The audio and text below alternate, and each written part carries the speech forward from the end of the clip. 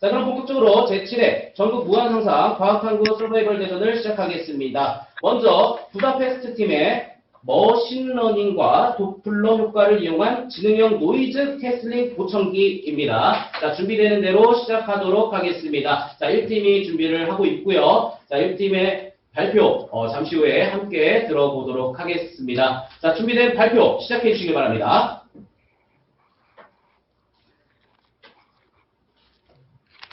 1팀 발표 시작해 주시기 바랍니다. 네. 안녕하세요. 저희는 머신러닝과 도플러 효과를 이용한 지능형 노이즈 캔슬링 보청기에 대해 발표를 진행할 부다페스트 팀 임재재 김혜인입니다. 목차는 다음과 같습니다. 먼저 여러분께 제한 동기 및 목적에 대해 말씀드리도록 하겠습니다. 보통 청력에 문제가 있거나 소리가 잘 안 들리는 분들은 보청기를 많이 착용합니다. 착용하는 사람들의 대부분은 소리의 증폭을 목적으로 하여 보청기를 사용함으로써 보청기를 통해 소리를 증폭시켜 기존에 잘 듣지 못했던 소리를 들을 수 있게 됩니다. 하지만 이는 또 다른 단점을 유발시키게 되는데요. 바로 저희가 듣기 싫은 소음까지 증폭시킨다는 단점입니다. 저희는 이를 해결하기 위해 소리의 특정 파장대만을 선택적으로 증폭 혹은 상쇄시키는 선택적 증폭 및 상쇄 방법을 고안하게 되었습니다. 어떤 소리를 상쇄시키고 어떤 소리를 증폭시켜야 할까요? 먼저 저희는 주변 소리 중 일부를 소음으로 분류하였습니다. 저희가 설정한 소음의 기준은 뇌파 감지를 통한 스트레스 상태에 이르는 소리입니다. 저희는 설정한 소음에 해당하는 소리가 감지될 경우 해당 소리에 대한 파장 정보를 저장하게 하였습니다. 소음이 이러한 기준으로 설정이 되게 되면 저희는 보청기 원리를 통해 증폭된 소리들 중 소음만 노이즈 캔슬링 방식을 통해 상쇄되도록 하였습니다.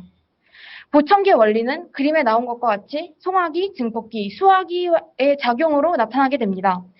송화기를 통해 입력된 소리가 전기 신호로 바뀌게 되고 증폭기를 통해 증폭이 되며 다시 수화기를 통해 증폭된 전기 신호가 소리로 전환되는 것입니다. 노이즈 캔슬링 원리는 이와 반대로 소리를 상쇄시키는 방식으로서 소음에 대응하는 역상 음파를 발생시켜 상쇄 간섭 효과로 소음을 줄이는 방식입니다. 결국 필요한 소리는 극대화시키며 필요하지 않은 소음의 경우 최소화시키는 방식이라고 할 수 있습니다. 뇌파의 감지로만 설정을 하게 된다면 필요한 소리를 듣지 못하는 경우도 있지 않을까라는 생각을 하실 수도 있습니다.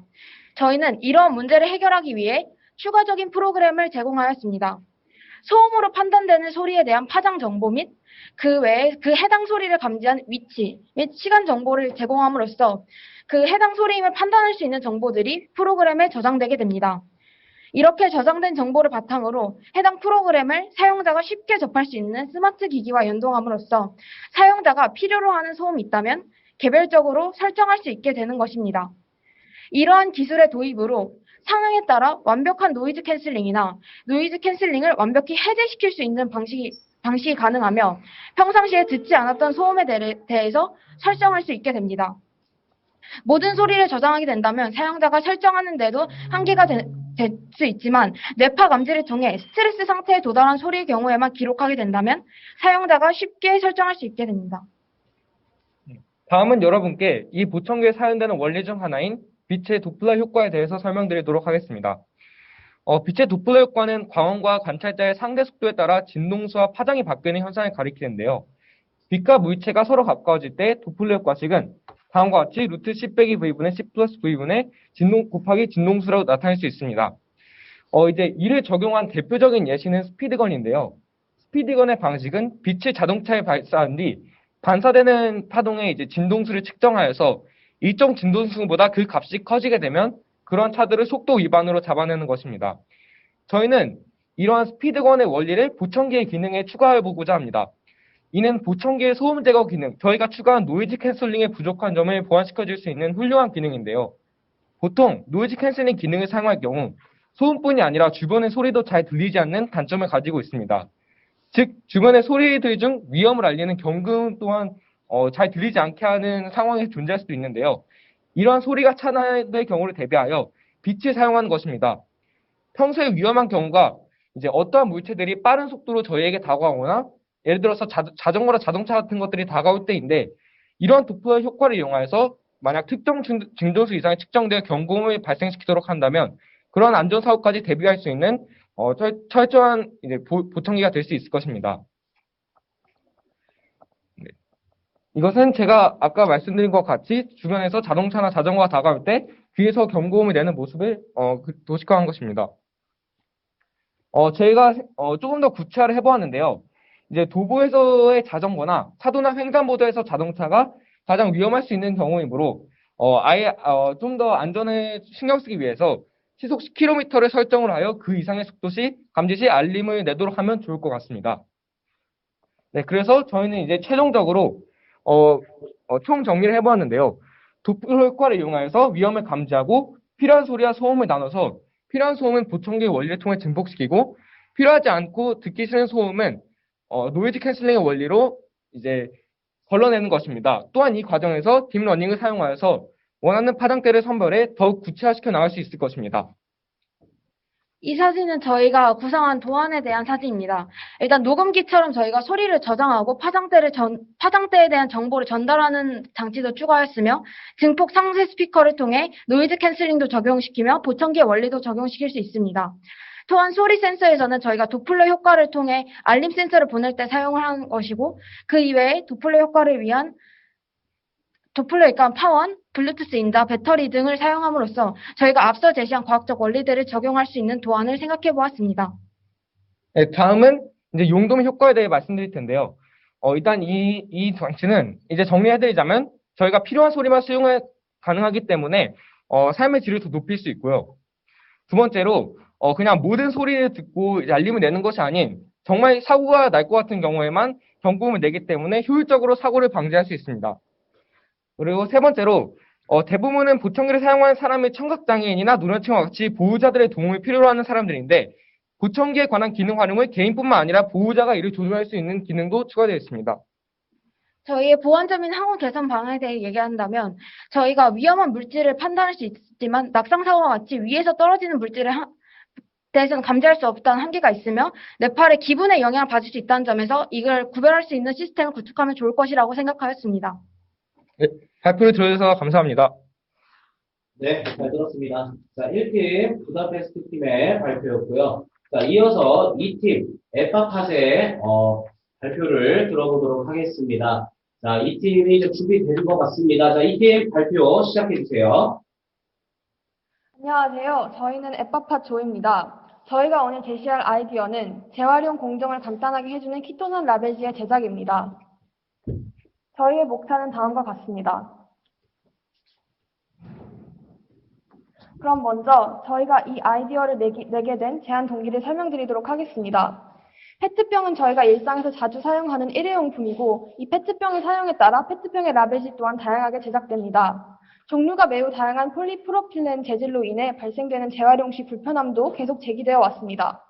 2019년 12월 25일 자원 재활용법이 실행이 되었지만 이것은 색이 없는 페트병의 사용을 제한하였고 그러나 이거에 따라 라벨지의 제한은 되지 않았기 때문에 계속 라벨지를 제거하는 것에 번거로운 수작업이 발생하였습니다. 또한 라벨지로 인해 페트병의 재활용이 어려워졌으며 이미 존재하는 정책 또한 이 라벨지에 대한 큰 효과가 없었습니다. 일본의 재활용률은 약 80%이지만 우리나라의 페트병 재활용률은 약 40%에 그치게 됩니다.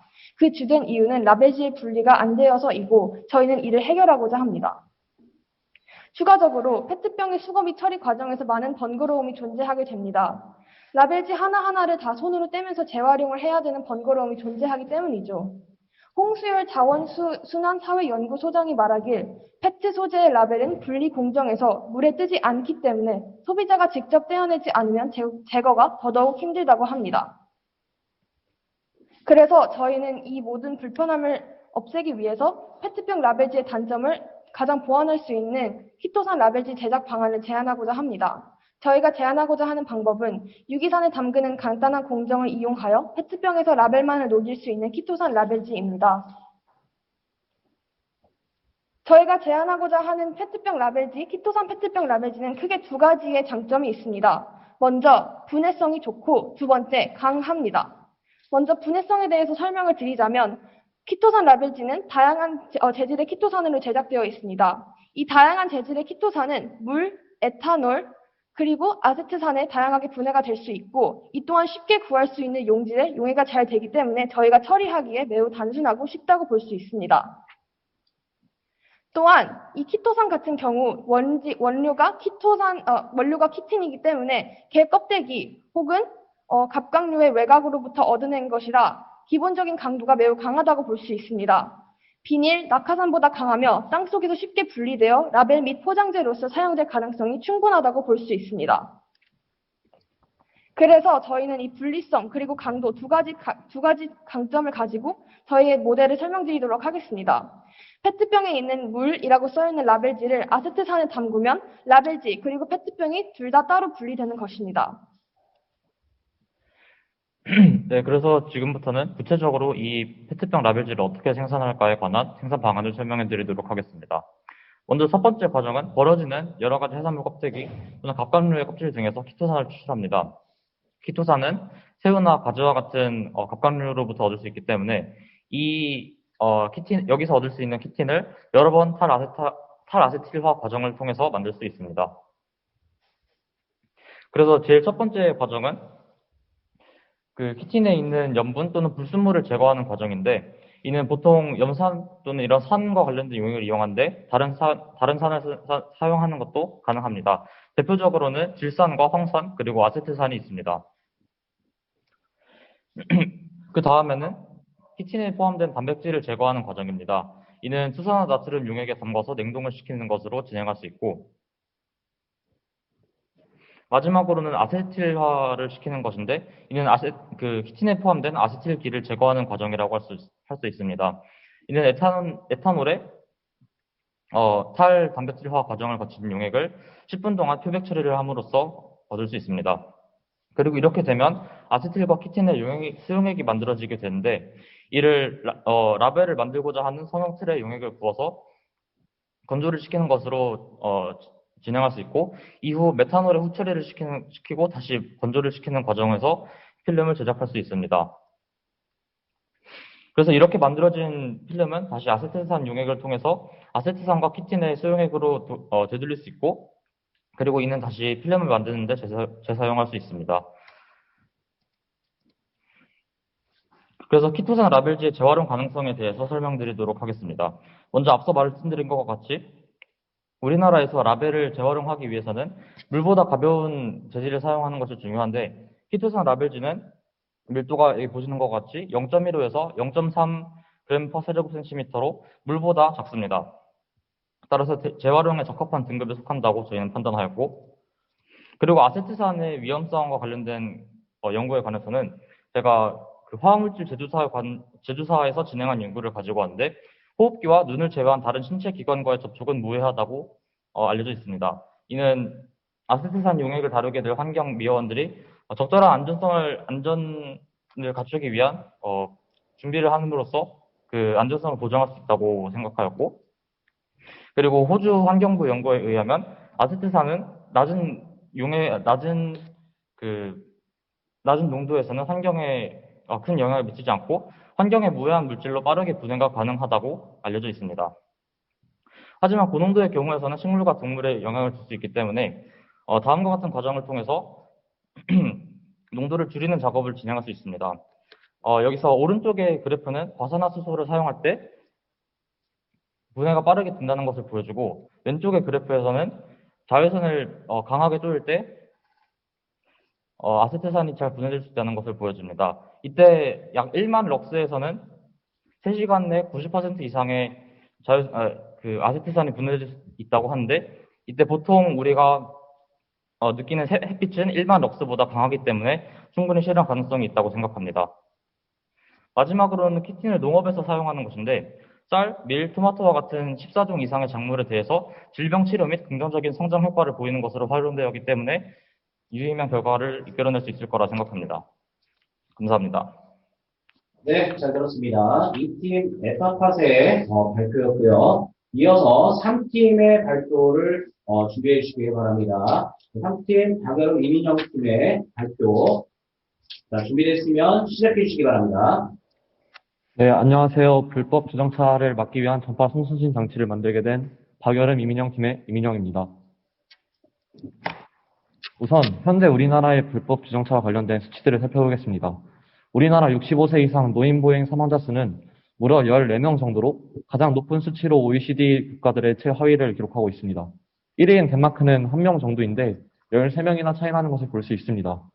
사상자는 2012년도 16,000건부터 2016년도 2만 건이 넘는 증가세를 보이며 인구 10만 명당 보행 중 사망자 수가 4명 정도로 경제협력개발기구 OECD의 주요 국가들보다 3배가 높은 것을 알 수 있습니다.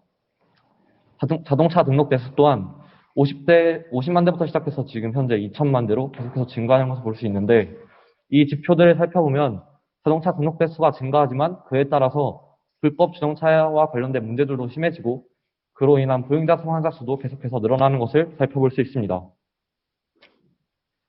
불법 주정차들을 막기 위해 현재도 CCTV를 설치하거나 불법 주정 차량을 단속하기 위한 촬영 차량을 운행하는 등의 노력을 하고 있습니다.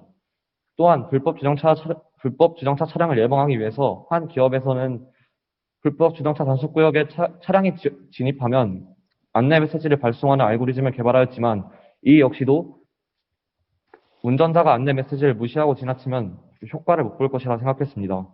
또 CCTV와 불법 주정 차량, 촬영 차량의 운영 등은 유지 보수 비용이 굉장히 많이 들고 사람이 해야 되는 일이기 때문에 44억이라는 큰 예산이 든다는 단점이 있습니다.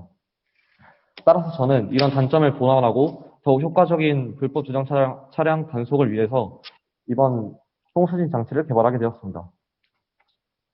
다음은 전파 송수진 장치에 대한 설명입니다. 우선 저는 마이크로비트라는 인밴디드 보드를 활용해서 전파 송수진 장치를 개발하였습니다.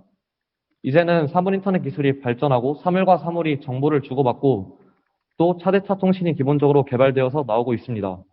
불법 주정차 구역에서 고유의 라디오 신호를 발신하게 되고 그 신호를 받은 차량이 불법 주정차 지역에 주차를 하면 차량에서 10분당 1점, 10분당 또는 10분당 2점처럼 시간에 의해 계속 누적되는 벌점을 기록하게 됩니다. 그리고 나중에 그 벌점을 확인해서 그 벌점에 해당하는 벌금을 운전자에게 부과하도록 유도할 수 있습니다. 가장 왼쪽에 있는 사진을 보시면 이 사진이 전파 송수진 장치가 차량에 설치된 모습인데 전파 송수진 장치가 차량에 설치돼서 차량에서 누적되는 시간을 확인하고 또 누적되는 시간에 따른 과금 또한 확인할 수 있습니다. 그리고 오른쪽에 있는 사진을 보면 전파 송수진 장치가 불법 주정차 구역에 설치된 것과 차량에 설치된 모습인데 이곳이 불법 주정차 구역인지 아니면 불법 주정차 구역이 아니라 주차를 해도 되는 구역인지 나눠지는 모습을 사진으로 찍은 것입니다. 이 전파 송수진 장치를 활용해서 카메라가 없는 CCTV가 없는 지역에서도 효과적으로 불법 주정차 구역 단속을 할 수 있습니다. 불법 주정차 구역이 CCTV를 활용한 불법 주정차 구역의 단속의 단점 중 하나가 주요 도로에서만 단속이 된다는 것인데 이 장치를 활용하면 CCTV를 생활 도로라고 불리는 길이 좁거나 차량이 많이 다니지 않는 곳까지 설치할 수 있기 때문에 더욱 효과적인 단속을 할 수 있습니다. 또한 가장 오른쪽 사진의 장애인 편의 지역에 부착된 모습인데요. 장애인 편의 지역은 다른 도로와는 달리 특수한 지역이라고 불리는 곳입니다. 그래서 이런 특수한 지역은 전파 송수진 장치를 활용해서 기존의 10분당 1점이라는 벌점을 부과하는 것과 다르게 10분당 2점이나 10분당 3점 등 더 많은 벌점을 부과하는 알고리즘을 통해서 더 특수하게 관리를 할 수 있습니다.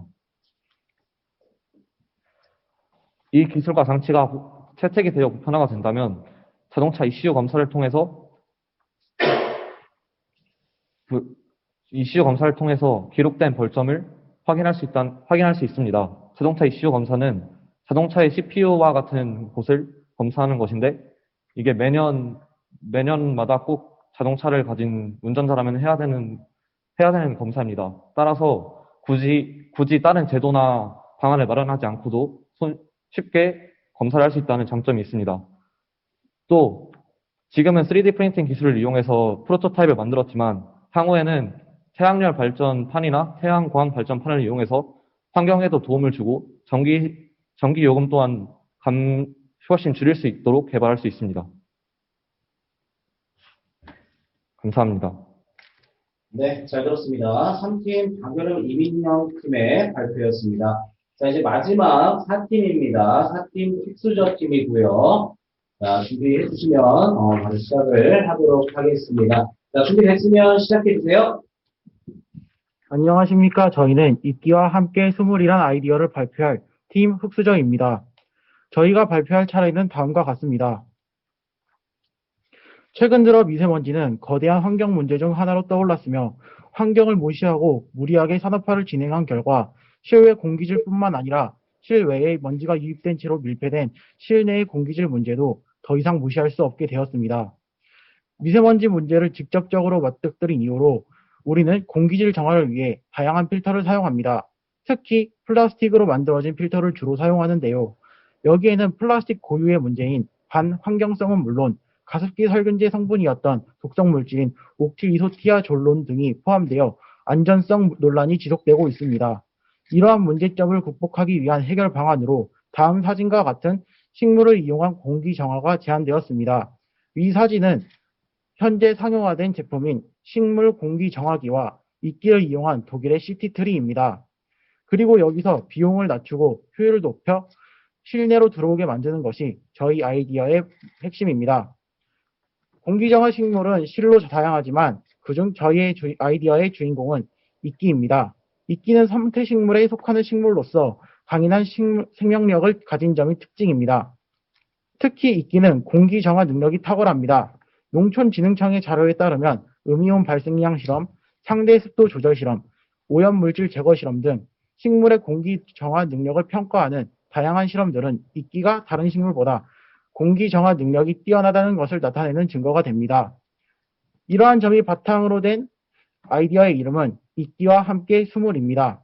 핵심은 이끼를 통해 실내 공기를 정화하는 것이며 이끼를 효율적으로 길러내는 장치를 구현함으로써 기성의 플라스틱 필터를 대체하고자 하였습니다. 장치는 다음과 같은 구조로 이루어집니다. 뚜껑, 본체, 이끼 선반, 총 3단계로 이루어져 있습니다. 이끼 필터를 담는 이끼 선반에는 원예상토를 깔고 그 위에 천을 덮어 이끼를 기르게 됩니다.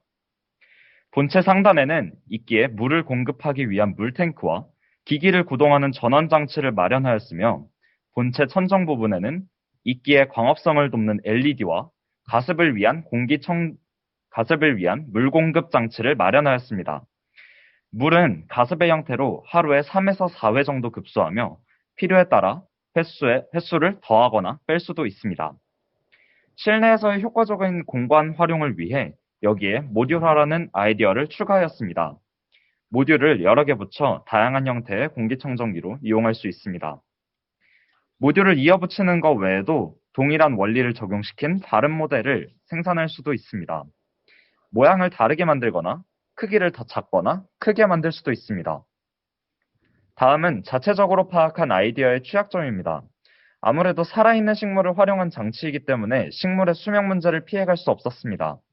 또한 지속적인 가습으로 인해 미생물이 장치에서 번식하면서 악취가 발생하는 문제점도 있었습니다. 이 외에도 명료하게 파악하지는 못했으나 유기체를 활용함으로써 발생 가능한 변수들이 분명히 존재했습니다. 그리고 이를 사업화를 통해 극복하고자 합니다. 우리가 공기청정기를 이용할 때 제조사에 매달 일정 금액을 지불하고 정기적인 관리 서비스를 제공받습니다. 이를 그대로 이끼와 함께 수물에 적용시키는 것입니다. 기성 공기청정기와 같이 가정방문 및 관리 서비스를 실시하여 수명이 다한 이끼를 빼고 새로운 이끼와 원예상토, 천을 이끼 상반에 투입합니다. 또한 센서를 통해 이끼 상태를 찍어보내거나 이끼의 공기 정화량을 측정하여 기준 이하로 낮아진다면 방문하는 선택적 서비스 혹은 택배를 통한 관리 키트 공급 서비스 등을 운영할 수도 있습니다. 이끼 필터의 양산과 후처리 문제도 사업화를 통해 해결할 수 있습니다. 몇 가지 재배 조건이 물가 양털 이끼와 쥐꼬리 이끼의 생육에 미치는 영향이라는 논문에 의하면 기준이 되는 이끼인 쥐꼬리 이끼는 분쇄한 후 증류수와 섞어 산포한 방법으로 식재하는 것이 수확의 편의도와 생체중 증가량 면에서 우수한 성적을 보였습니다.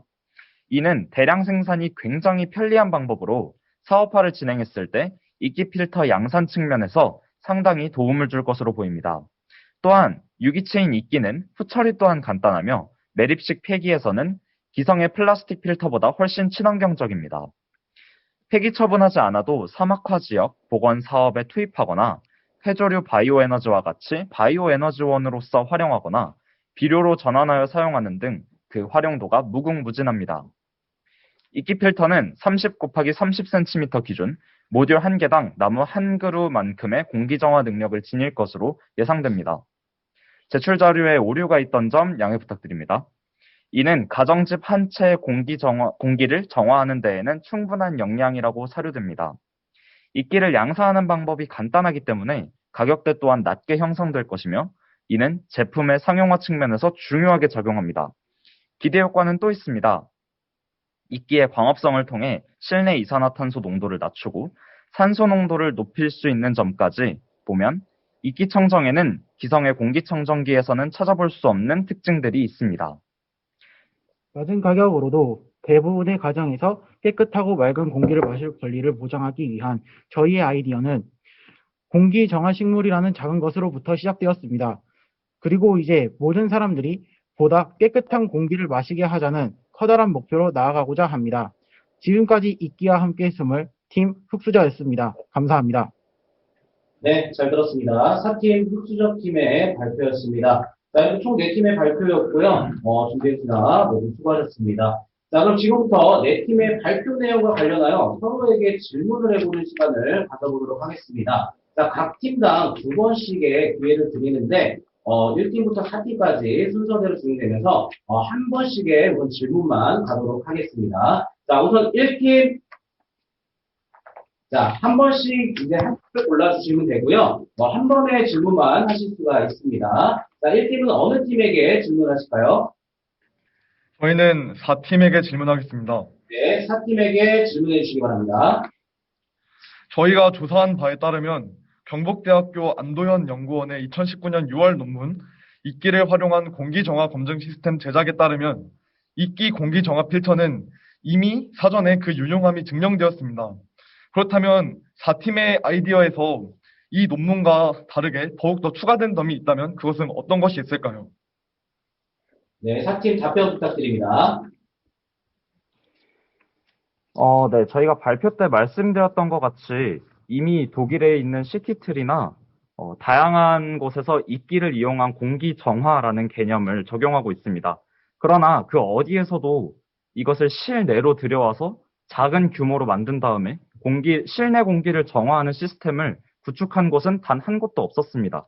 저희는 이를 실내로 들여와서 작게 만든 다음에 기성의 공기청정기보다 가성비 좋고 또 효율적인 공기청정을 하는 시스템을 구축한 것에 의의를 두고 있습니다. 감사합니다. 네, 답변 감사합니다. 자, 이어서 2팀, 어느 팀에게 질문하시겠습니까? 저희는 1팀에게 질문하도록 하겠습니다. 네, 1팀에게 질문 부탁드립니다. 1팀에서 이제 뇌파를 통해서 스트레스를 감지한다고 말씀을 해주셨는데, 저희가 알기로는 이제 뇌파를 측정하기 위해선 EEG 같은 뇌파 측정 기기가 필요합니다. 그래서 현재 지금 연구들에서 사용되고 있는 EEG와 같은 경우는 적어도 32채널 이상, 그리고 정확한 측정을 위해서 가만히 있는 상태에서 뇌파를 측정해야 된다는 걸로 알고 있습니다. 또한 뇌파를 분석하는 과정도 되게 컴플렉스한 장비가 필요하게 되는데, 만약 이런 보청기에 이러한 뇌파를 측정하는 장치를 달게 된다면 과연 이거를 착용하고 돌아다닐 수 있는지 그게 궁금합니다. 네, 답변 부탁드립니다. 네, 그 보청기라고 하면 보통 이어폰과 같이 작은 형태로 귀에 꽂는 형태로 생각을 하실 수도 있지만 여러 보청기 형태가 있지만 목에 걸고 사용하실 수 있는 것처럼 저희는 뇌파 장치를 좀 더 간소화시켜서 이렇게 목에 걸고 다니면서 뇌파를 측정할 수 있고 이 측정 과정에서도 그 세세한 분석이 아니더라도 세세한 분석이 아니더라도 스트레스 상태로 인지하게 된다면 손으로 인식할 수 있는 저희는 그런 방식으로서 생각을 하였습니다.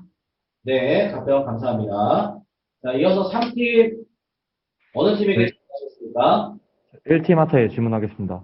네, 1팀에게 질문해 주세요. 아까 방금 질문하셨던 거랑 비슷하게 뇌파를 감지하려면 큰 장치가 필요한데 1팀에서 구사한 거는 뇌파뿐만이 아니라 도플러 효과를 활용해서 빛을 쏘는 게 광원이 필요하기 때문에 광원 또한 큰 부분을 차지할 것 같고, 그리고 각각 상황에서 항상 같은 소리만 나는 게 아니라서 시간에 따라서 소리를 분류하더라도 만약 일터에서 우는 아이를 데리고 가서 일터에서 일을 하게 된다면 아이가 우는 것 또한 소음이 될 수 있거나 아니면 필요한 상황이 될 수 있는데, 그걸 어떻게 감지하실 건지 궁금하고, 그리고 기존에 인공 와우나 골절도 헤드폰처럼 귀에 꽂지 않고 목에 걸고 뇌파가 아니라 그 뇌에 있는 뼈를 통해서 소리를 증폭시키는 장치도 있는데, 그거에 대해서는 어떤 부분이 더 발전된 것인지 궁금합니다. 네, 1팀 답변 부탁드립니다. 일단 아까 처음에 질문하신 게 아이가 우는 것 같이 소음으로 인식하신다고 하셨는데, 저희가 발표 때 말씀했던 것 같이 사용자가 일단 먼저 뇌파에 대해서 스트레스를 받는 것에 대해 소음을 인식을 하는데, 그 다음에 사용자가 직접 그것이 소음이 아니냐를 구분할 수 있도록 프로그램을 통해서 설정할 수 있도록 한다고 말씀드렸고요. 그리고 두 번째 질문에 대해서는 그러니까 도플러 효과가 파원을 내보내기 위해선 큰 장치가 필요하다고 하셨는데, 저희는 적외선 장치를 이용함으로써 아까 도안에서도 말씀드렸던 것 같이 그 도안 내부에 그 파원을 발생시킬 수 있는 장치를 포함시켰습니다. 네, 답변 감사합니다. 자, 이어서 4팀, 어느 팀에게 질문하시겠습니까? 저희는 3팀에 질문하고 싶습니다. 네, 3팀에게 질문해 주시기 바랍니다. 갑각류에서 키틴을 추출하는 과정에서 강산과 강염기를 쓰이는 게 불가피한데, 강산과 강염기는 환경 오염의 요인으로 꼽히고 있습니다. 특히 이때 사용되는 강산과 강염기는 재활용이 어려울 뿐더러 영구적으로 사용할 수도 없습니다. 폴리프로필렌 라벨지를 키토산 라벨지로 교체함으로써 얻을 수 있는 이득이 언급한 문제들로 인한 손실보다 더 큰지 궁금합니다. 또 이와 같은 문제점을 극복할 수 있는 방안에 대해서는 어떠한 방안을 모색하고 있는지 알고 싶습니다. 네, 답변 부탁드립니다. 네, 우선 강산과 강염기를 사용하는 방법에 관한 이유로는 보통 곰팡이들의 세포 벽이 키틴으로 이루어져 있기 때문에 곰팡이를 사용하는 방법도 있지만, 그 과정은 효율이 매우 떨어지기 때문에 선택한 불가피한 상황이었습니다.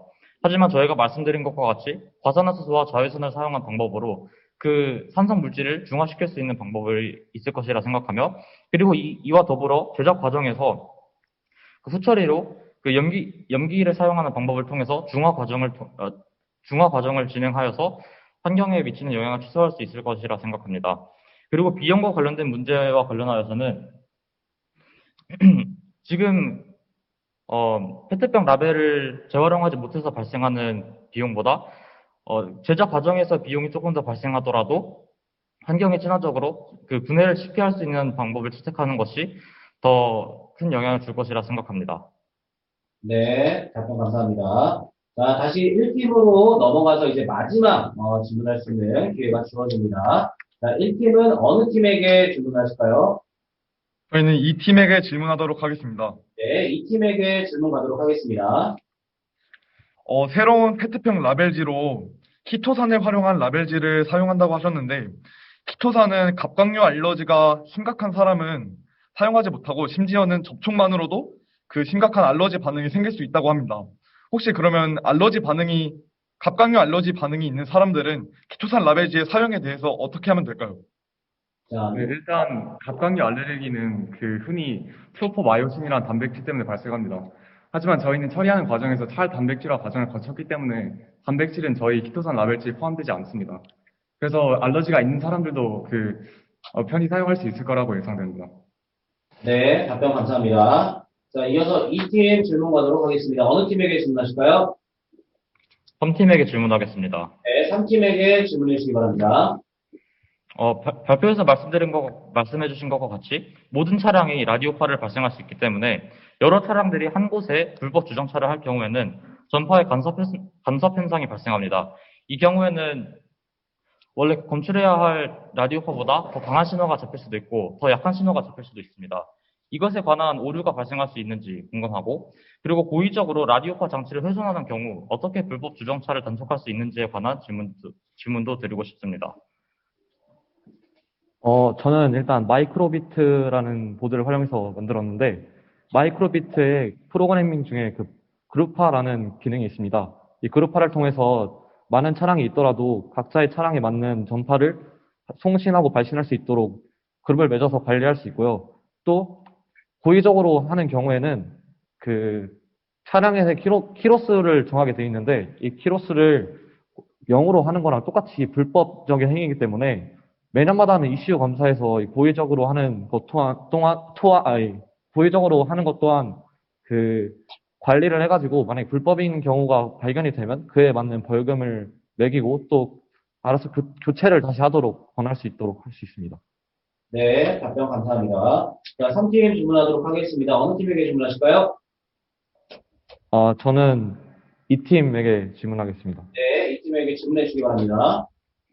제가 조사한 바로는 그 일본의 아사히 회사에서 라벨지가 없는 라벨지가 없는 물을 담은 페트병을 만들어가지고 판매를 하고 있는 것을 보았는데, 이게 라벨지가 필요한 이유가 그 물에 필수적으로 표기해야 할 성분들을 표기해야 돼서 라벨지가 필요한 것으로 알고 있는데, 그 라벨지가 없으면 표기를 못 해가지고 아사히 회사에서는 시중에서는 판매를 못하고 아마존에서 택배 형식으로 판매하는 것으로 알고 있는데, 차라리 라벨지를 다른 걸로 바꾸는 것보다 이 제도를 완화해가지고 라벨지 없이도 물을 판매할 수 있도록 바꾸는 게 더 낫다고 생각합니다. 이에 대해 어떻게 생각하시는지 궁금합니다.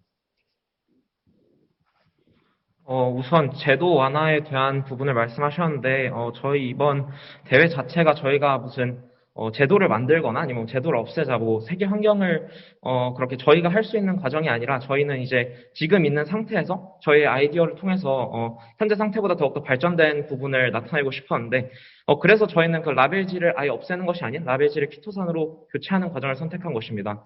그리고 추가적으로 아까 전에도 3팀께서 말씀해 주셨듯이 지금 라벨지가 필요한 이유는 그 안에 뭐가 들어있는지, 그다음에 안에 있는 함유 물질이나 함유량 그런 것들을 체크하기 위해서 라벨지가 필요한 것인데, 그게 만약 라벨지를 아예 없애고 그걸 다른 방식으로 적용을 했을 때 그거에 대한 문제점이 오히려 더 크다고 생각이 됩니다. 그래서 저희는 제도 완화보다는 차라리 저희가 제시하는 라벨지를 재활용 가능한 키토산으로 제작하는 방법이 더욱 이득이 있다고 생각을 합니다. 감사합니다. 네, 답변 감사합니다. 자, 이제 마지막 4팀입니다. 자, 4팀은 어느 팀에게 질문하실까요? 저희는 1팀에게 질문하고 싶습니다. 네, 1팀에게 질문해 주시기 바랍니다. 1팀 말씀하신 내용은 개인에게 특화된 서비스를 제공하시는 것인데, 머신러닝 혹은 딥러닝은 그 특성상 학습 데이터의 필요량이 굉장히 큽니다. 단순한 영역 분리 문제조차 과적합을 피하기 위해서 방대한 데이터를 수만 번 반복해서 학습시켜야 하는데, 개인이 수집하는 데이터 수준으로 제대로 된 머신러닝, 딥러닝 시스템을 구현할 수 있는지가 궁금합니다. 답변 부탁드립니다. 네. 이것을 활용할 때 저희는 일단 기본적으로 모든 사람의 데이터 베이스망을 구축한 다음에 그 사람들을 토대로 일단 기본적인 자료를 구축할 수 있을 것입니다. 그리고 그 상태에서 개인적인 요소들을 더욱더 세분화해서 세분화시켜 나가면, 오히려 그렇게 하면 더 모든 사람들까지 포함을 시키고 자신에게 그 상태에서 더 특화시킬 수 있는 더 좋은 시스템이 되지 않을 수 있을까 생각을 합니다. 네, 답변 감사합니다.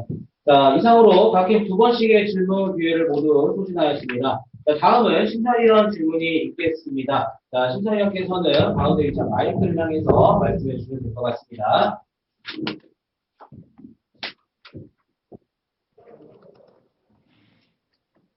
질문 있으신 심사위원께서는 몇 번째 팀에게 질문하실까요? 두 번째 팀에서 물어보겠는데, 네, 두 번째 팀에게 질문이 가도록 하겠습니다. 우리가 이제, 페트병 포장지를 만들 때는 우리가 가장 중요한 건 생산 공정에서 수축 필름을 씁니다. 수축 필름을 써야지 반드시 접착제가 필요 없고 용이하게 벗겨낼 수가 있기 때문에 수축 필름을 쓰는데, 왜 키토산으로 된 것들은 수축 필름에 그런 기능을 줄 수가 있는 필름인지, 이게 가장 중요합니다. 그래서 그 기능이 가능한지, 만약 그 기능이 없으면은, 도리어 더, 굉장히 복잡하고 단가가 높아가는 프로세스가 되기 때문에, 또 접착제를 붙여야 되니까, 되기 때문에, 그거에 대해서 한번 고려를 했는지 한번 질문하고 싶습니다. 우선, 아까 전에 수축 필름에 대해서 말씀을 해주셨는데, 저희는 이것을 예일대학교에서 진행한 어떤 연구를 통해서 알게 되었는데, 이제 키토산 필름의 후처리를 통해서 글리세롤을 이용하였을 경우, 키토산 필름의 플렉서빌리티가 더욱더 증가하는 것을 확인할 수 있었습니다. 거기에 추가적으로 이제 글리세롤로 후처리를 하게 된다면, 이제 물에 녹는 것을 조금 완화시킬 수 있어서 유통 과정에서 생길 수 있는 문제 또한 같이 해결을 시킬 수 있다고 합니다. 그리고 만약 수축 필름이 저희가 예상했던 거와 반대로 실제로 그렇게 플렉스블하게 될 수 없다고 하더라도 이제 저희가 만드는 용기에 적합하게 완전히 만들어서 따로 벗겨내는 과정이 아닌 바로 녹여버릴 수 있는 과정을 통해서 사용할 수 있다면 수축 필름의 필요성을 줄일 수도 있다고 생각을 합니다. 수축 필름이 안 쓰면은 반드시 접착제를 써야 됩니다. 그렇기 때문에 이거는 생산 공정에서 수축 필름으로 만들어야 되는 거는 거의 의무적으로 돼 있어요. 네. 그러면 글리세롤을 이용하여 필름을 더욱더 수축이나 그러니까 잡아당기는, 그러니까 그런 플렉스블하게 만들 수 있게 하면 될 것 같습니다. 아니, 그거는 기능이 가능한지를 테스트 해봐야 돼요. 그죠? 네, 맞습니다. 후에 연구가 진행해야 합니다. 필름은 그렇기 때문에 그 가능한 구조가 되는지를 확인해봐야 돼요.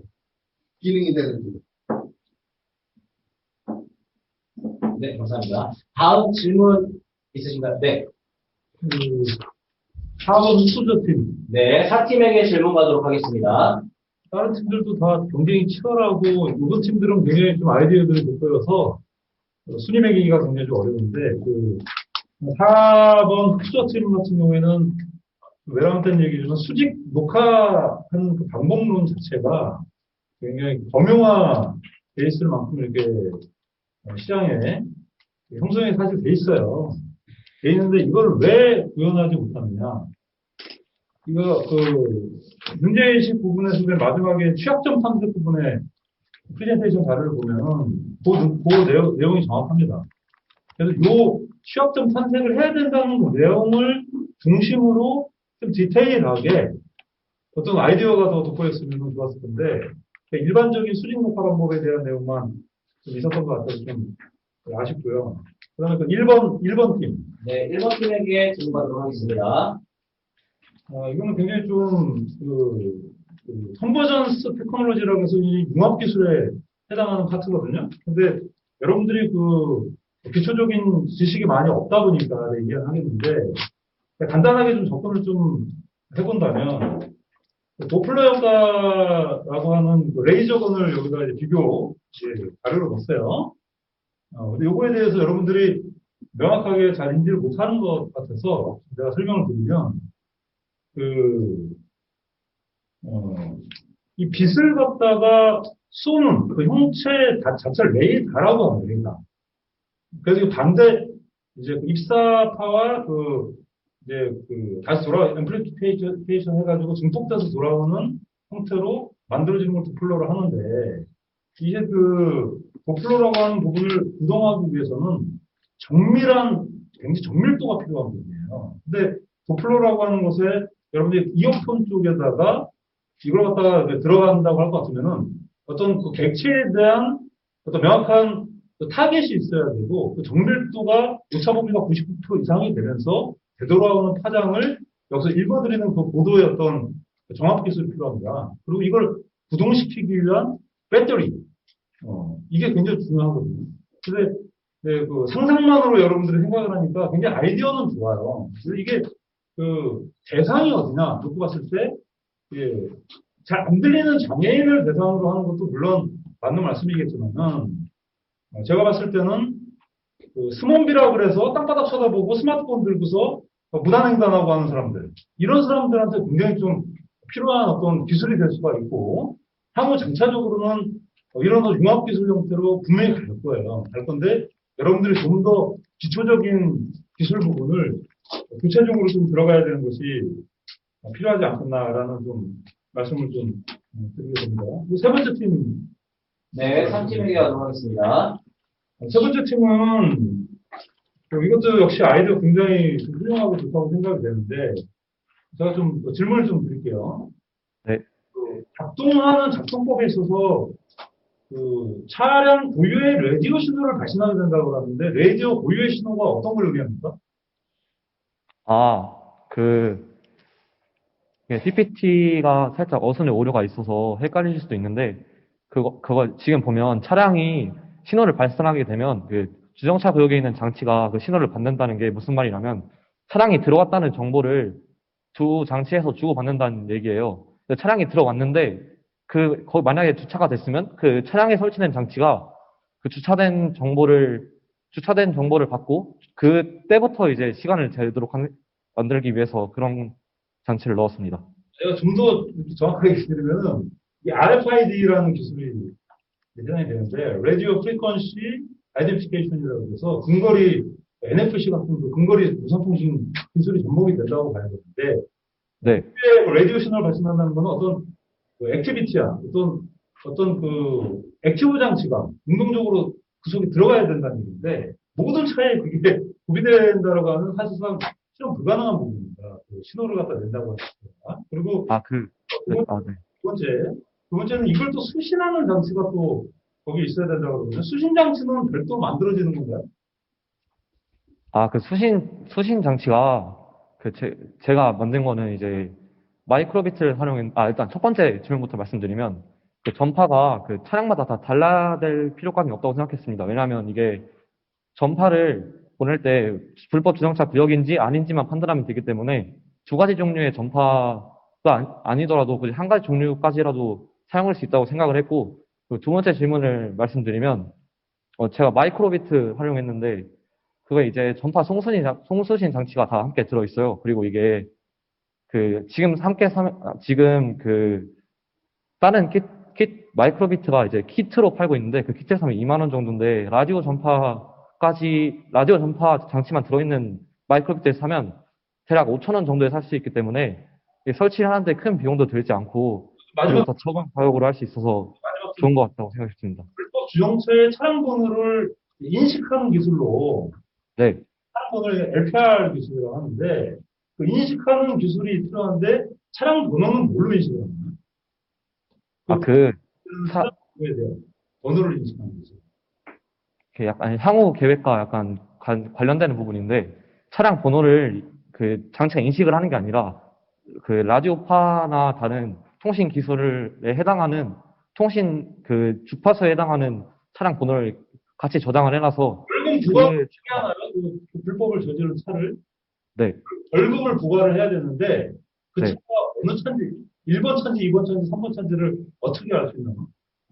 벌금 부과하는 경우에는 이제 그 차량에 설치된 장치가 벌점을 제가 누가 하도록 되어 있단 말이에요. 그래서 벌점을 차량에 설치된 장치가 기록을 하는 거기 때문에 ECU 검사를 통해서 차량에 있는 장치를 확인하면 그 벌점이 기록되어 있는 정보를 알 수 있고 그 벌점을 통해서 벌금을 부과하는 형식이라 ECU 검사에 대한 검사를 통해서 벌점을 검사를 할 수 있기 때문에 차량에 대한 구별도는 할 수 있을 것 같습니다. 여러분들 제가 이제 조언을 드리면 네.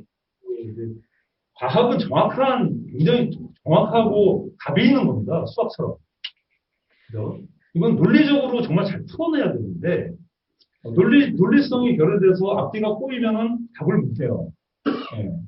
지금 이제 여러분들이 불법 주정차 막기 위한 전파 송수신 장치를 하기 전에 지금 현존하는 불법 주정차 기술이 어떤 기술인지를 먼저 봤어야 됐어요. 예. 자, 현존하는 지금 모든 지자체에서 쓰고 있는 기술들은 굉장히 정밀하고 논리적이고 타당하게 기술이 진행이 돼요.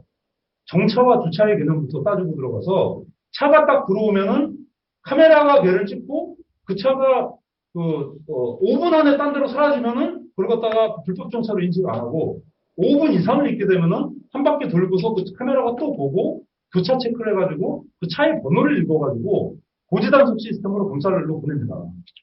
굉장히 정밀하게 돼 있어요. 파라메타 값이 정확하다는 얘기죠. 그렇다면은 모든 불법자 차량에 지금 차량 번호 읽고 있는 거 카메라들을 들고 있는 것들이 다 그런 기술이거든요. 근데 아이디어는 좋지만 제가 봤을 땐 논리적인 부분에서 좀 결여가 되고 차번 인식 기술도 없을 뿐만 아니라 비용적인 측면에서도 어마어마한 비용이 들어갈 수밖에 없는 그런 기술이 아니겠느냐. 아이디어는 좋다고 생각이 되지만 그렇게 좀 생각을 하고 도움을 좀 드립니다. 네, 감사합니다. 다음 질문. 예, 네. 똑같이, 3번 팀인데. 네, 3팀에게 질문 가도록 하겠습니다. 3번 팀, 좋다. 이거 여러분들이 생각한 대로 다 됐다. 그래도, 나 같은 경우라면, 이제 이런 장치라면, 얼마든지 회피해 나갈 수 있는 방법이 있어요. 그러니까, 주정차를 하는데, 하루 이틀, 3일, 4일 이렇게 하는 게 아니고, 잠깐 이제 필요하니까, 한 10분 정도만 이제 주정차를 하겠다. 들어가서 끄고, 나올 때 다시 켜고, 이렇게 해버리면, 불법으로 주정차한 시간이 누적이 안 돼갖고, 그 현장에서 인식이 안 되면 무용지물입니다, 이게. 내가 껐다 켰다 하면 내 기록 장치에는 불법으로 주정차 했다는 그 기록이 전혀 남질 않아요. 그쵸? 네. 빠져나가고, 아까 최상위원님 말씀하신 거는, 이건 이렇게 비교해 봤을 적에, 기존에 있는 기술하고 비교해 봤을 적에, 전혀 이렇게 뭐랄까? 실용성이 보이질 않는데, 대체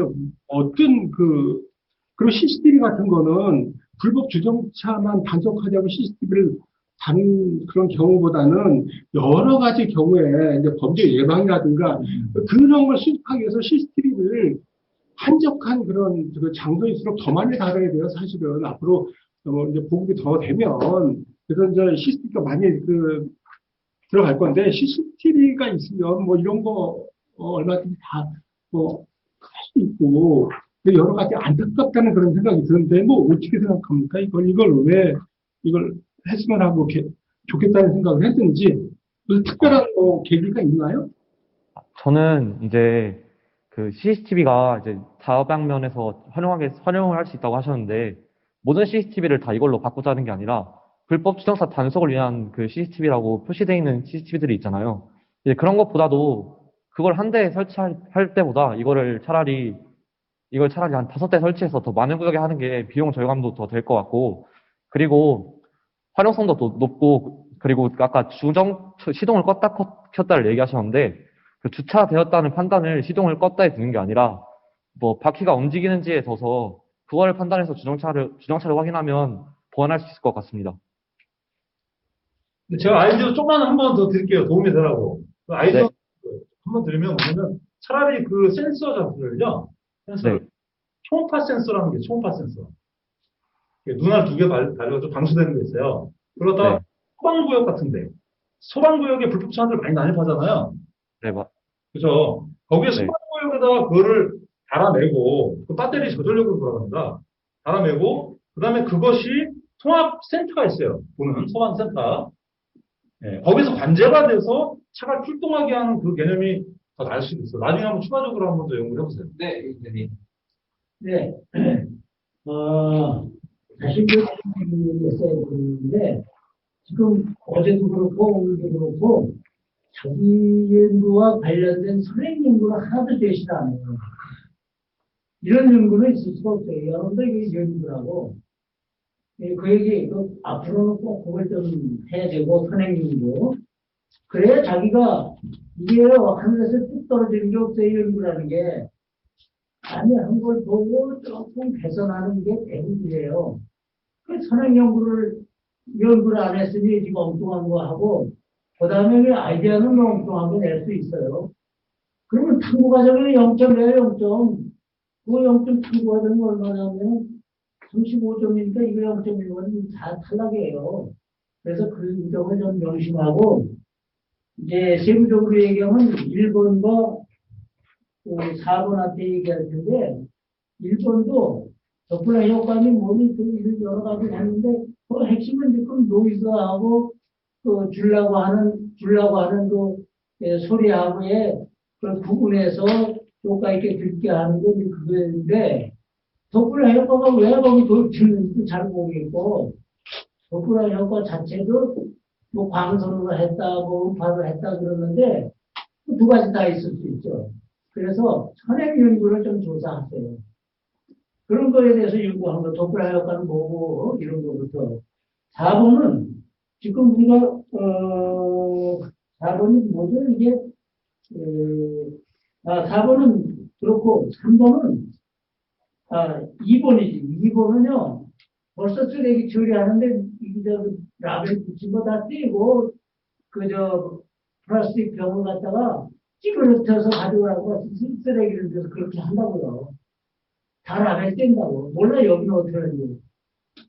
내가 사는 곳에서 그렇게 해요. 라벨 떼고 그 찌그러져 가져오래. 그냥이 아니고 그럼 부피가 어떻게 해요? 얼마나 줄어버리는데. 그래서 이런 거는 좀 현실도 유도해가지고 했으면 좋겠어요. 네, 제 얘기는 산업연구를 좀 하고 그 지식을 활용할 때, 끌어다갈 때 명확한 생각을 하고 엉뚱한 아이디어를 내는 건 좋은데 그 탐구 과정에서 제대로 그 전개해서 나가야 하거든요. 그걸 좀 앞으로 정신 차리고 여기서 하는 사람들은 올라간다면 그걸 상당히 보완을 해야 될 겁니다. 네, 제 말씀 이걸로 마치겠습니다. 네, 감사합니다. 네. 이번 팀한테 질문이 있는데요. 네, 이번 팀에게 질문 가도록 하겠습니다. 아까 앞전 팀한테도 한번 질문 받으셨는데, 그 라벨지가 필수 정보를 표기하기 위해서 필요한다, 이렇게 질문한 적 있으거든요. 근데 사실 제 앞에도 생수통이 있는데, 생수통에 라벨지가 붙어 있긴 한데, 사실 라벨지의 필수 정보는 잘 안 보이게 흐리게 표시가 있어요. 이거 보면, 제가 라벨지 붙이는 이유는 사실 제품을 생산하는 이상 입장에서는 타 제품보다 더 돋보이게 하려고 라벨지 붙이는 것 같아요. 그러기 위해서 이 라벨지가 인쇄가 잘 돼야 될 것 같은데, 키토산을 만든 필름지는 이게 인쇄가 잘 될까요? 기존의 필름에 비해서?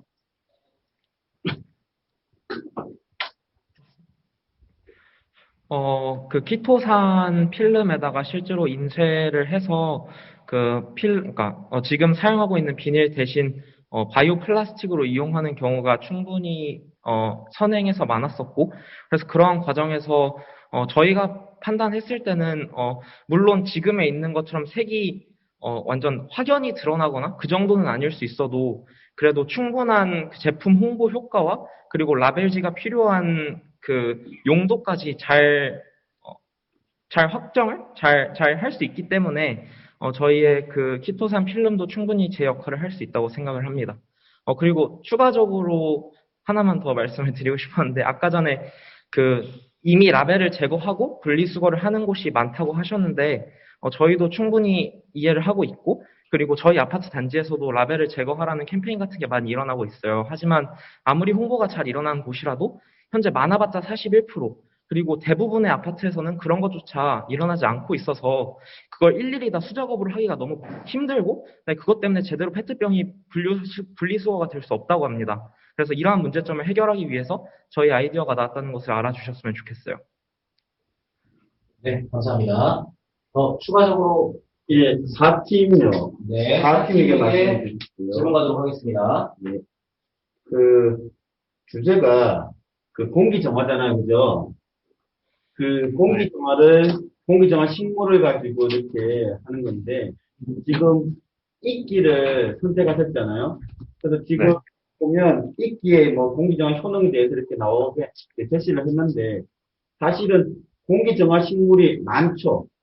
그 중에서 이끼를 선택했다면, 이 이끼를 선택한 이유가 다른 정화 식물과의 비교를 통해서 나와야 되지 않느냐. 혹시 그런 데이터 있는가요? 네, 제가 답변 드리겠습니다. 이끼는 일단 다른 식물과는 다르게 굉장히 발표할 때 말씀드렸던 것처럼 양산이 쉽습니다. 저희 아이디어의 메리트 중에 하나가 사업화이고, 사업화에서 저희가 가장 중점적으로 생각한 두 부분인 양산과 폐기 처리, 이 두 부분 중에서 특히 이끼는 양산의 강점을 가지고 있는데요. 2019년에 나온 이끼를 양식하는 그런 그 내용에 대한 논문에서는 이끼를 분쇄한 후에 증류수와 섞어서 산포하는 방법으로 식재했을 때 굉장히 수확하기가 편하고 생체중 증가량 면에서도 우수한 성적을 보였다고 서술되어 있습니다. 뿐만 아니라 미국 국립의학도서관 국립보건원에 보도된 자료에 따르면 이끼가 일반적인 혈관식물에 비하여 중금속 제거 능력이 월등하다는 걸 알 수 있었고, 이에 더해서 독일의 본 대학교에서 진행한 연구 중 이끼가 하루가 넘어가지 않는 시간 중에서 최대 20g 미세먼지를 제거할 수 있다는 것을 알았습니다. 이는 연간 나무 한 그루가 35.7g의 미세먼지를 제거하는 것에 비해서 이끼의 최대 미세먼지를 수용할 수 있는 능력이 더 높을 것이라 판단이 들어 이끼를 선정하게 되었습니다. 그래서 지금 이렇게 PPT 할 때 우리가 논리성을 따진다면 이끼를 선택했다. 그러면 양상이 사실은 그 이끼의 정화 능력보다 더 뛰어난, 더 중요시 여긴다는 게 약간 문제가 있는 것 같은데, 이렇게 PPT 할 때 다른 공기정화 식물과의 이런 비교 데이터가 있으면 더 좋을 것 같아요. 이상입니다. 네, 감사합니다. 자, 이제 시간이 다 되고 혹시 추가적으로 더 질문? 네. 몇 번 팀에게? 2번 팀한테 질문을 네, 2번 팀에게 질문 받도록 하겠습니다. 지금 2번 팀의 지금 핵심은 키토산 필름을 만드는 것보다도 아까 말씀하신 것처럼 키토산 필름을 제거하는 데 더 특징이 있을 것 같아요. 그러면 이게 지금 사실 키토산 필름을 사실 구하기는 쉽지 않을 것 같은데 찾아보면은 그래도 알리바바 같은 데 있는 것 같긴 하거든요. 그래서 뭐 혹시 없으시면은 한번 알아보시면 될 것 같은데 이걸 기반으로 아세트산에 한번 녹아서 몇 분 만에 제거가 되는지 그런 데이터를 나중에 혹시 제시할 수 있으신가요? 네, 일단 아세트산에서 키토산 필름이 녹는다는 거를 논문을 통해서도 확인을 했지만, 이제 이후에 시간이 있다면은 저희가 직접 그런 곳에서 구해서 충분히 후에 보충을 할 수 있을 거라고 생각이 되고, 그리고 저희가 알기로 키토산 자체를 완전히 융해시키는 게 아니라 약간 흐물흐물한 과정으로 거쳐서, 페트병에서 빠질 정도로만 분해가 되게 하는 데는 그렇게 긴 시간이 걸리지 않는다고 저희가 자료조사를 통해서 알고 있었습니다. 그래서 뭐 이런 분리 과정에서 큰 문제는 없을 수 있겠지만 이제 뭐 나중에 직접 한번 실험을 통해서 더욱더 보충을 할 수 있을 것 같습니다. 네, 감사합니다. 없으시고요. 네, 마무리하도록 하겠습니다. 자, 그럼 이것으로 고등부 본선 비주의 발표 및 토론을 끝내고 심사위원분들의 심사가 이어지도록 하겠습니다. 자, 심사가 끝나면 화면에 각 팀의 점수가 나오는데요. 네 팀 중에서 점수가 가장 높은 두 팀이 결선에 진출을 하게 됩니다. 자, 심사가 진행되는 동안 각 팀의 이야기를 만나서 한번 해보도록 하겠습니다. 자, 1팀 먼저 만나보도록 하겠습니다. 1팀. 네. 네. 자, 끝났어요. 이제 발표도 끝났고, 심사위원분들의 이제 질문도 끝났어요. 또 소감을 또 안 들어볼 수가 없어요. 좀 어떠셨어요? 이게 일단 끝나서 그래도 발표랑 토론이 잘 마무리한 것 같아서 다행이고요. 이게 생각보다 시간이 훅훅 지나간 것 같아요. 그래서 많이 긴장도 하고 또 그런 것 같은데 저희 팀원들 다 열심히 해줘서 너무 고맙고 저기 또 대기실에서 보고 있어요. 저희 한 친구도 저희 응원해줘서 너무 고맙고 고맙습니다. 네. 그 옆에 있는 친구분도 뭐 할 말씀 하시죠? 네. 어떠셨는지 오늘? 저희도 나름대로 많은 심혈을 기울여서 준비를 해봤는데, 준비를 했는데, 오늘 발표와 토론을 하면서, 다른 팀들도 굉장히 창의적인 아이디어가 좋았다고 생각을 했고, 저희도 이제 그런 점을 본받아서, 저희도 이 아이디어에 대해서 부족한 점을 좀 더 발전시키면 좋을 것 같다는 생각을 하게 되었습니다. 네. 자, 그리고 이제 마지막에 이제 계신, 분은요, 옆에 함께 해준 두 친구에게 혹시 하고 싶은 얘기? 같이 우리 팀원들하고 함께 했으니까, 같이 해주고 싶은 얘기 있으면 한 말씩 해주죠. 저도 긴장이 된 만큼 두 친구도 저희가 첫 발표이기도 했고 계속 질문도 처음 순서여서 긴장이 많이 됐을 것 같은데 그래도 열심히 해줘서 고맙다는 말을 하고 싶습니다. 네, 감사합니다. 자, 그럼 마지막으로 우리 심사위원분들에게 하고 싶은 얘기 있을까요? 저희가 아이디어를 냈었는데 저희가 생각하기에는 저희는 완벽하다고 생각을 하였지만 물론 부족한 점도 많이 있었습니다. 이런 점에 대해서 저희 아이디어에서 좀 보충할 점이나 좀 고쳤으면 하는 점에 대해서 잘 지적해 주셔서 정말 감사하다고 말씀드리고 싶습니다. 네, 감사합니다. 오늘 고생하셨고요. 자, 이 팀으로 넘어가 보도록 하겠습니다. 이 팀. 네. 네, 어땠어요, 오늘요? 저희가 원래 팀이 6명이었는데, 6명? 그 중에서, 그 중에, 네. 고3이 4명이라서, 지금 2명은 남은 상태거든요. 그래서 네. 열심히 했는데도 처음에 대회가 미뤄졌다고 했을 때 약간 좀 실망했었는데, 그래도 시간 내서 열심히 하니까 결실을 맺은 것 같아서 기분이 되게 좋습니다. 네. 오늘 6명이라고 말씀을 하셨는데, 되게 좀 서운하시겠어요. 2명의 친구가 빠져가지고, 다 같이 왔으면 더 좋았을 텐데, 그쵸? 네. 자, 오늘 함께하지 못한 친구들에게도 한마디씩 해줄까요? 일단, 원서를 쓰느라 못 온 친구가 한 명 있는데, 그 친구는 빨리 마무리 지어서, 원하는 결과 이룰 수 있도록 했으면 좋겠고, 또 면접을 보느라 안 온 친구가 있는데, 그 친구도 긴장하지 말고, 하고 싶은 말 다 하고 나올 수 있도록 했으면 좋겠습니다. 네, 알겠습니다. 자, 그리고 이제 마지막으로 혹시 영상을 보고 있을, 우리 부모님이나 선생님들, 친구들에게도, 한 말씀 부탁드릴게요.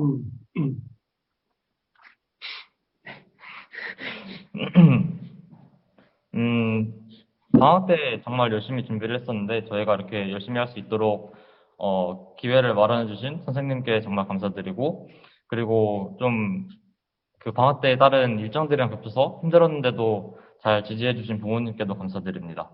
네, 감사합니다. 오늘 고생하셨고요. 자, 이번 3팀 가보도록 하겠습니다. 자, 3팀 나와주세요. 네. 네. 3팀은 팀명이 박여름, 이민영 팀인데, 네. 이렇게 한 명이네요, 지금요. 같이 한 누나가 고3이라서 저 혼자 나오게 됐습니다. 그쵸. 고3이 가장 바쁠 때죠, 그쵸? 네. 그리고 한 분자 또 외로이 또 이렇게 참여를 해서 끝까지 멋진 모습 보여주셨습니다. 자, 오늘 같이 오지 못한 누나를 위해서 또 하고 싶은 얘기 있으면 한번 해주시죠. 같이 오지는 못했지만 그래도 누나도 중요한 게 있으니까 그거 잘했으면 좋겠고 오늘 저 혼자 하느라 좀 많이 떨어가지고 말을 잘 못한 게 좀 아쉽긴 합니다. 그리고 오늘 3팀도 이제 질문을 좀 많이 받았어요, 그쵸? 네. 네, 자, 우리 심사위원분들에게도 하고 싶은 얘기 있으면 해보시죠. 발표할 때 많이 떨어서 얘기 못한 부분들이 많은데, 심사위원분들이 질문도 많이 해주셔가지고, 제가 설명 못 드렸던 부분도 드릴 수 있었던 것 같고, 또 보충할 부분을 얘기를 많이 해주셔서, 제 아이디어를 더 보완할 수 있게 된 좋은 경험이었던 것 같습니다. 네, 감사합니다. 자, 오늘 혼자, 또 외로이, 또 멋진, 발표를 해주시느라고 수고하셨고요. 자, 이어서 4팀으로 이제 넘어가 보도록 하겠습니다. 자, 4팀 나와주세요. 네. 네, 자, 4팀은, 딱 눈에 띄어요. 색깔부터가 지금 뭐 하얀색, 보라색, 이제 마지막에 갈색색까지. 자, 자기소개 한 번씩만 해주세요. 저희는 한민고등학교에 다니고 있는 임태현, 이준우, 서현빈입니다. 네, 반갑습니다. 자, 준비하는 동안에, 기간이 혹시 많이 걸리셨어요? 저희가 일단은 제출했던 자료 및 발표 자료에 좀 부족했던 것 같아서, 그러니까 이전에 준비하고, 준비를 했던 게 부족한 것 같아서 요 근래 한 달 정도 되게, 저희의 발표를 보충하기 위한 자료를 모두가 힘을 들여서 구하고, 자료를 엄청 많이 만들었었는데, 이거를 조금, 다 활용하지 못한 것 같아서 좀 아쉬운 것 같습니다. 네, 아니, 너무 잘해주셨고요. 지금 세 친구가 이제 준비하면서, 혹시 다 이제 서로서로 친한 친구들인가요? 네. 학교 다 같은 반이에요. 친한 친구가 된 지가 얼마나 됐어요? 한 1년 남짓 된 것 같습니다. 아니, 2년 정도. 네. 자, 이게 뭐, 같이 하면서 또 어려웠던 부분들이 있나요? 의견이 좀 안 맞았다든지, 발표하는데 방향이 좀 달랐다든지. 혹시 그런 부분이 있었나요? 어려웠던 점이라면은 저희가 관련 자료를 찾는데 관련 논문 같은 게 많이 나오지 않아서 영어로 검색하거나 그래가지고 그런 논문을 찾아보는 게 조금 힘들기도 했고 워낙 친구들이 좀 다 잘하고 좀 그러면서 고집이 좀 센 친구들이라서 의견을 맞추는데 조금 힘듦이 있었지만 결국에는 잘 해낸 것 같습니다. 네, 고집이 센 친구들과 함께해서 그래서 어떻게 이렇게 훌륭하게 마무리를 지으신 것 같습니다. 자, 오늘 이 영상을 보고 있을 분들에게 또 한마디씩 해주면 좋을 것 같아요. 자, 지금 가장 생각나는 사람이 누굴까요? 저희 담임 선생님과 부모님이 아닌가 생각합니다. 네, 좋습니다. 담임 선생님도 좋고 본인도 좋고 지금 생각나는 분들에게 이제 영상을 통해서 한마디 부탁드릴게요. 비록 저희가 많이 다소 부족한 모습을 보였지만 그래도 끝까지 봐주셔서 감사하고 멀리서 응원해주셔서 정말 감사합니다. 네, 감사합니다. 또 옆에 있는 친구들도 뭐 하고 싶은 말 있나요? 네, 저희 여기까지 저희를 응원하러 같이 와주신 담임 선생님께 감사와 사랑의 말씀을 남기고 싶습니다. 네, 알겠습니다. 마지막 친구는 어떻게? 오늘 여기까지 오기 위해서 담임 선생님뿐만 아니라 이 친구 부모님이 많이 수고해주셨는데 이 친구의 부모님께도 감사의 말씀 전하고 싶습니다. 네, 감사합니다. 자, 이렇게 1팀부터 4팀까지 잠깐 만나봤는데요. 아직 점수 집계가 안 됐어요. 아직도요. 자, 굉장히 치열했던 것 같습니다. 그렇기 때문에 점수가 나오도 좀 기다려야 되는데, 자, 혹시 1팀부터 4팀 중에서, 지금 이 영상을 통해서 하고 싶은 얘기, 심사위원분들도 좋고, 아니면 부모님, 선생님들 다 좋습니다. 자, 혹시 뭐 하고 싶은 얘기가 있는 팀이 있을까요? 자, 이제 마지막 말할 수 있는 기회입니다, 이제. 자, 1팀부터 4팀, 뭐든 좋습니다. 조용해졌네요. 이제 마지막 말할 수 있는 기회를 드리는데. 저희 말해도 될까요? 몇 팀? 2팀이요. 2팀! 좋습니다. 시간 좋아요, 2팀이요. 자, 뭐든 좋아요. 그냥 하고 싶은 얘기 다 하세요, 이제. 어차피 끝났어요, 이제. 다름이 아니라 이제 네, 마지막이기도 하니까. 네.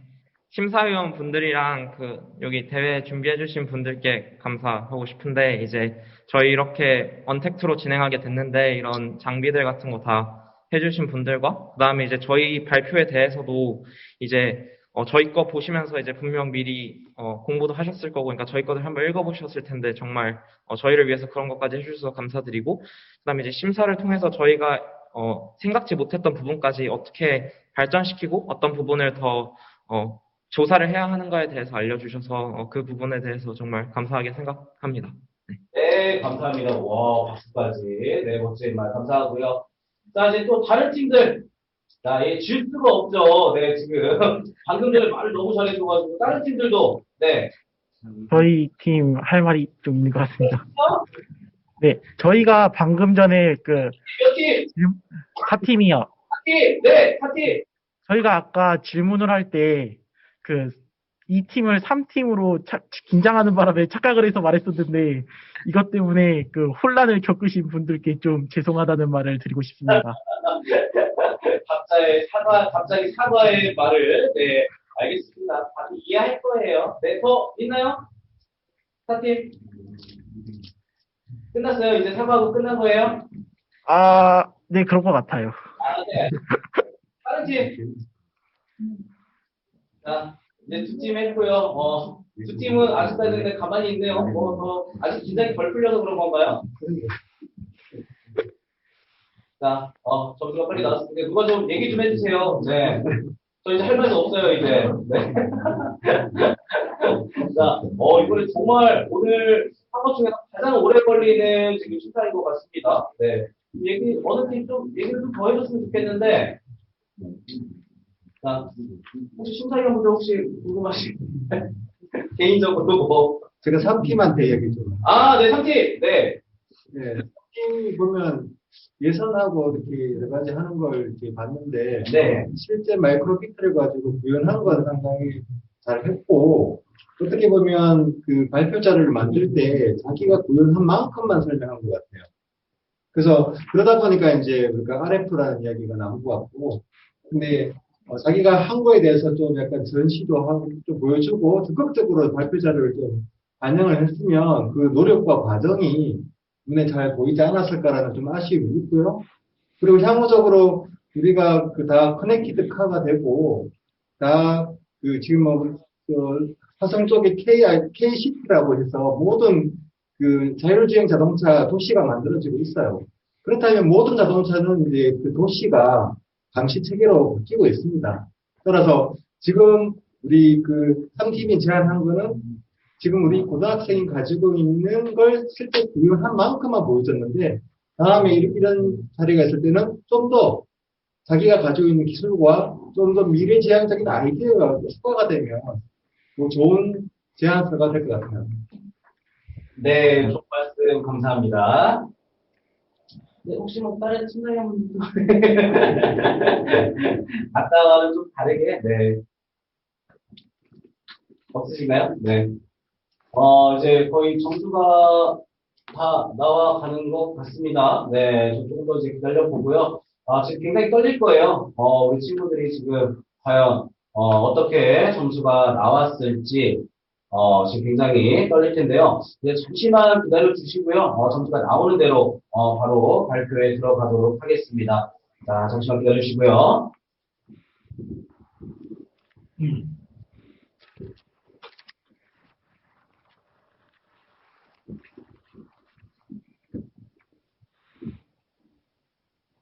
자, 조금 더 걸릴 것 같다고 하네요. 네. 그럼 다시 뭐 1팀부터 또 인터뷰해야 되죠.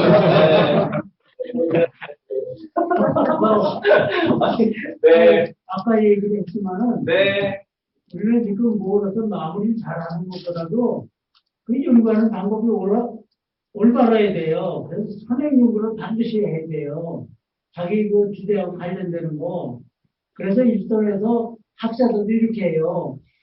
자기가 어떤 논문을 쓰려고 할 때에 그거 관련된 다른 사람들은 어떻게 연구를 하고 있나 이걸 조사를 해요. 조사를 하고 그러면 나는 이 연구를 할 때 무엇을 이 사람보다 더 잘할 수 있느냐, 다르게 할 수 있느냐 이거를 찾아내야 되는 거예요. 그래서 그게 자기가 연구하는 데에 그 합리화라고 그럴까 그게 근거가 되는 거예요. 그러니까 우리는 저는 지금 여기서 뭐 막을 띄어서 순탄하는 게 문제가 아니에요. 이왕에 이런 데 출품할 때는 그런 훈련을 해야 돼요. 그런 연구를 해야 돼요. 그래서 뭐든 일조이도 앞서 한다고 해도 다 그걸 안 하고 있어요. 이거는 우리 심사위원들도 지도하는 데 좀 문제가 있었고, 이제 앞으로는 그걸 반드시 해서 1차보다 선별할 때도 그런 걸 좀 봐가지고 선별해야 되겠어요. 네, 감사합니다. 네, 감사합니다. 보고 계신 분들 박수라도 한번 쳐주세요. 네, 1팀부터 4팀까지 좋은 말씀 해주셨는데요. 네. 감사합니다. 아주 지금 열심히 치고 있습니다. 소리 나는 다시 한번 쳐주세요. 네, 1팀부터 4팀 박수. 네, 그렇죠. 네. 네, 뭐 하셔도 됩니다. 네, 감사합니다. 1번부터 4번까지 굉장히 좀 박빙을 이루는 그런 굉장히 경쟁이 치열했는데, 여러분들이 이제 그 대학에 들어가고, 여러분들이 진로가 학자가 되기도 하고, 뭐 엔지니어가 되기도 하고, 설계자가 되기도 할 텐데, 모든 기술에는 스탠다드 표준이 있어요, 표준. 그 표준이 그냥 있는 게 아니라 어떤 기구가 있어요, 기구가. 그래서 그 세계적으로는 ISO라고 하는 그 커다란 표준 기구가 있고요. 그 밑에 그 IEC라고 하는 전기통신이라는 또 표준이 있고, 그 ITU라는 또 합성 같이 또 이렇게 보고 있는 표준 기구가 있습니다. 우리나라에서도 TTA라고 하는 또 표준 기구가 있어요. 그리고 또 기술부 연합회부터 해서 모든 표준들이 있어요. 기술들은 다 꼬리표가 있어요. 그 표준이 있는 건데, 아까 그 위원장님께서 말씀하신 것처럼 선행 기술. 여러분들 가는 게 그냥 무한상상이 아니라 다 어디선가 표준이 돼 있는 기술들이에요. 이런 것들을 계속적으로 찾아 들어가고 깊이 있게 들어가야지 표준에 다다를 수 있고, 그 표준으로부터 시작을 하는 거예요. 그래서 여러분들이 얘기하고 있는 게 모든 게 다 융합기술에 지금 포함되어 있고 있는 요소 기술이 너무 많은데, 하나하나씩을 그렇게 찾아 들어가는 형태로 들어간다면 굉장히 큰 그 아이디어를 실현화시킬 수 있다고 그렇게 생각을 하니까 참고적으로 말씀을 드립니다. 네, 감사합니다. 이렇게 길게 오래 말씀을 해주셨는데도 아직도 점수가 안 나왔어요, 지금요. 어디 한 번만 더 말씀해 주시면은 점수가 나올 것 같긴 한데, 네, 혹시 없으신가요? 오늘 근데 가장 좋은 것 같아요. 우리 신사위원분들이 또 우리 아이들을 위해서 좋은 말씀도 아낌없이, 이것도 시간에 상관없이 또 이렇게 해주시는 거기 때문에, 굉장히 좋은 말씀 감사합니다. 진짜 올해 마지막이라서 그런가? 네. 점수가 굉장히 치열합니다. 지금요. 제가 한 말씀 드릴까요? 너무 감사합니다. 네, 전체적으로 우리 이제 학생들이 발표하고 쭉 들어봤는데 여러분들이 제출한 자료의 설명이 우리가 읽어갖고 이렇게 이해하기가 쉽지 않습니다.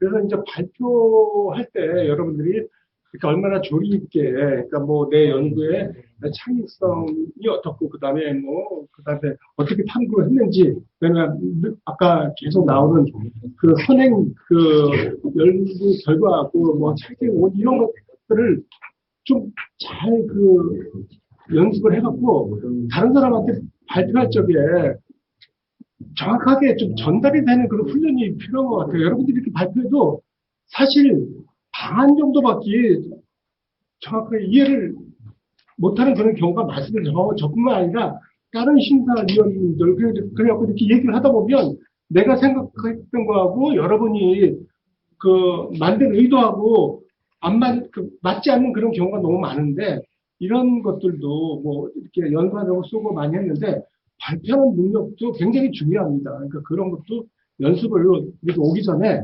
한번 하고 그래서 다른 사람들이 이해를 잘 하는지 그것도 한번 테스트하고 오면 좋을 거라고 생각합니다. 네, 감사합니다. 이런 분위기도 너무 좋은 것 같아요. 심사위원분들의 이런 또 좋은 말씀을 들으면서 또 참여한 팀들과 또 소통하는 시간도 이렇게 나쁘지 않다고 생각을 하는 것 같습니다. 자, 1팀부터 4팀까지 지금 대회에 참여한 친구들 가장 오래 기다리고 있지 않나라는 생각이 들고 있습니다. 자, 무엇보다 지금 아마 영상을 보고 계신 부모님들, 친구 선생님들께서도 지금 너무나도 궁금해하실 것 같아요. 자, 과연 오늘 점수가 어떻게 나왔길래, 얼마나 박빙이었길래 이렇게 오래 걸리는지. 자, 그만큼 오늘 1팀부터 4팀까지 너무나도 잘해줬던 것 같습니다. 자, 아직, 네. 네.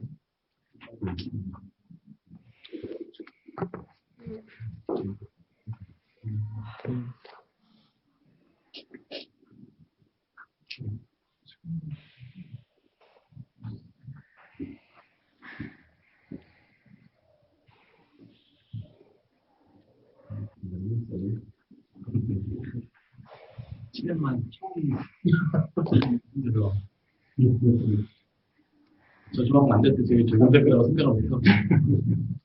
네, 자, 이제 거의 다 된 것 같습니다. 이제 잠시 후 이제 발표를 하도록 할 테니까요.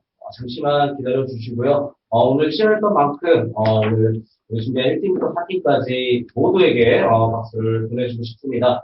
자, 네, 점수를 기다리는 친구들. 네, 저도 너무 궁금해요, 지금요. 얼마나 치열했는지. 자, 1팀부터 4팀까지. 자, 시간이 조금, 네, 지체되긴 했습니다. 자, 이제 발표할 시간이 된 것 같습니다. 네. 자, 이제 발표해도 되겠죠? 네. 얼마나 치열했는지, 여러분들과 함께, 보도록 하겠습니다. 자, 1번 팀부터 발표를 하도록 하겠습니다. 아까 말씀드렸다시피 1팀부터 4팀, 오늘 너무 수고해 주셨고요. 자, 그럼 발표 가도록 하겠습니다. 1번 부다페스트, 점수 공개해주세요. 572점입니다. 자, 이어서 2번 팀, 엠마팟의 점수를 공개하도록 하겠습니다. 점수 보여주세요. 592점입니다. 3번 팀, 박여름, 이민영 팀, 점수는 몇 점일까요? 공개해주세요. 572점입니다. 자, 마지막 4번 팀, 흑수저, 점수는 몇 점일까요? 공개해주세요. 545점입니다. 자, 이렇게 해서 572점이 동점이 나왔습니다. 자, 근데 오늘 행사에서는요, 창의성이 높은 부분을 우선시하기 때문에 창의성이 높은 176점을 얻은, 부다페스트 팀이, 결선에 올라가도록 하겠습니다. 자, 이렇게 해서 두 팀. 자, 과연 엔바파다고 부다페스트 팀이 오늘 결선에 올라가도록 하겠습니다. 축하드립니다. 자, 박수 한번 보내주시고요. 자, 이렇게 해서 오늘 1팀부터 4팀까지 아주 치열한, 점수가 나왔던 것 같습니다. 자, 결선 시주팀은 11월 22일, 일요일 24시까지 대회 운영 사무국 메일로 수정보완된 발표자를 보내주시기 바라고, 결선 일정은 11월 28일, 토요일에 진행이 되도록 하겠습니다. 자, 이렇게 고등부 본선 일정을 마무리하도록 하겠습니다. 자, 정말로 어제와 오늘 이렇게 과학탐구와 토론의 시간이었던 것 같고요. 수고해주신 모든 학생들과 부모님, 선생님들을 위해 다시 한번 큰 박수 부탁드리도록 하겠습니다. 자, 그리고 2일간 지속적인 심사를 해주시느라 고생해주신 심사위원분들께도 큰 박수 보내주시길 부탁드리도록 하겠습니다. 자, 이상으로 제7회 전국 무한상상 과학탐구 서바이벌 대전 고등부 본선을 모두 마치도록 하겠습니다. 자, 다시 이곳에서 11월 28일 최종 결선 및 시상이 진행이 되도록 합니다. 자, 결선에 진출하지 못하신 팀들도 생중계로 많은 관심을 부탁드리며 시상식에서 상장도 꼭 받아가시길 바랍니다. 결선에 진출하신 분들은 더 많이 준비하신 모습으로 만나도록 하겠습니다. 참여해주신 모든 분들께 감사드리면서 인사드리도록 하겠습니다. 지금까지 사회자 박상원이었습니다. 수고하셨습니다. 감사합니다.